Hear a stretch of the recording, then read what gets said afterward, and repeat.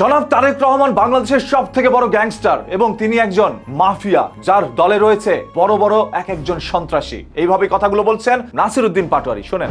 হয়তো পাবোই, এত বড় গ্যাংস্টার বাংলাদেশে আসছে, কি নাই তার কাছে? জিকে গাউসের মতন অস্ত্র আছে, আব্বাস সাহেবের মতন অস্ত্র আছে, দুলু সাহেবের মতন অস্ত্র, সালাউদ্দিনের মতন অস্ত্র। কে কার চেয়ে কোন র্যাঙ্কিং এ কম?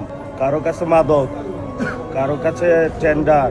ওগুলো র্যাঙ্কিং করলে ইতালির যে কোনো মাফিয়াকেও হার মানাবে। নাসিরউদ্দিন পাটোয়ারি কেন এই কথাগুলো বলেছে? কারণ তার শরীর থেকেও গতকাল রক্ত ঝরানো হয়েছে। তিনি তার গাড়িতে করে যাচ্ছিল, এমন তো অবস্থায় পাশ থেকেই সেই চলন্ত গাড়িকে টার্গেট করে ইট পাটকেল মারা হয়। এক পর্যায়ে সেই গাড়ির গ্লাস ভেঙে সেইগুলো এসে পড়ে তাদের শরীরে। এতে করে রক্তাক্ত হয়ে যায় নাসিরউদ্দিন পাটোয়ারি থেকে শুরু করে আরো অনেকেই। পরবর্তীতে সেই রক্ত হাতে নিয়ে নাসিরউদ্দিন পাটোয়ারি এসে বলছে, আজ যেই সরকার আমার শরীর থেকে রক্ত ঝরিয়েছে, এই সরকারের পতন একদিন আমরা ঘটাবো, দেখা হবে রাজপথে। আপনারা কিন্তু জানেন সবাই, এই বিএনপি, জামাত এবং এনসিপি সাধারণ জনগণ মিলেই শেখ হাসিনার পতন ঘটিয়েছিল। আজ শেখ হাসিনা এই দেশে নেই, সে হয়তোবা বিদেশের মাটিতে মানে ভারতে রয়েছে। কিন্তু শেখ হাসিনা না থাকলে, আওয়ামী লীগ না থাকলেও দেশের মধ্যে যা চলছে, এতে করে মনে হচ্ছে আওয়ামী লীগের কোনো দরকার নেই। আওয়ামী লীগ দেখে এখন শুধু হাততালি দিয়ে যাচ্ছে। তিনি যা চেয়েছিল তা তো অটোমেটিক্যালি হচ্ছে। বিএনপি যেমন এনসিবি কে দেশ থেকে উচ্ছেদ করে দিতে চাচ্ছে, মানে অলরেডি তো দিয়েছেই। এনসিবির সব থেকে বড় নেতা এখন কে? নাহিদ ইসলাম, হাসনাত আব্দুল্লাহ, সার্জিস আলম এবং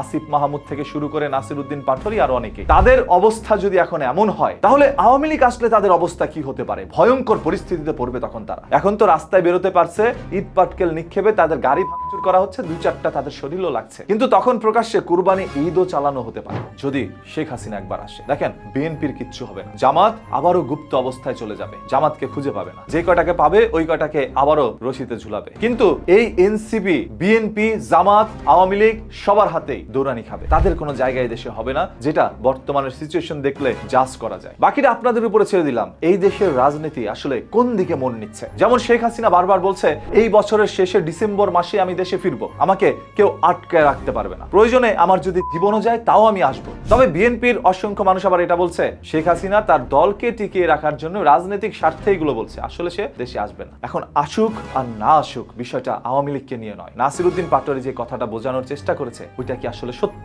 নাকি শুধু শুধু একটি দেশের সরকারের বিরুদ্ধে মিথ্যা অভিযোগ তুলছে? জনাব তারেক রহমান আসলে কি গ্যাংস্টার? তিনি কি মাফিয়া? এবং তিনি কি তার দলের মধ্যে মাফিয়াদের জায়গা করে দিয়েছে? যেমন মির্জা আব্বাসকে চাঁদাবাজ বলল, স্বরাষ্ট্রমন্ত্রীকে বলল সে টেন্ডারবাজি করে। এরকম আরো অসংখ্য নেতার নাম কিন্তু তিনি বলেছে, যারা নাকি এক একজন এক এক দিকে এক্সপার্ট। তাদেরকে দিয়েই এই দলটা নির্ধারণ করা হচ্ছে এবং জনাব তারেক রহমান রয়েছে তাদের শীর্ষ অবস্থানে। তার নেতৃত্বেই নাকি এই গ্যাংস্টাররা চলছে। আপনাদের কাছে কি মনে হয়? কমেন্ট করে জানান। সেই ছাড়া প্রতিদিনের এই ধরনের ঘটনা, দুর্ঘটনা, লুকোনো সত্য জানতে চোখ রাখুন নিউজ কিতে। পেজটাকে এখনই ফলো করে রাখেন।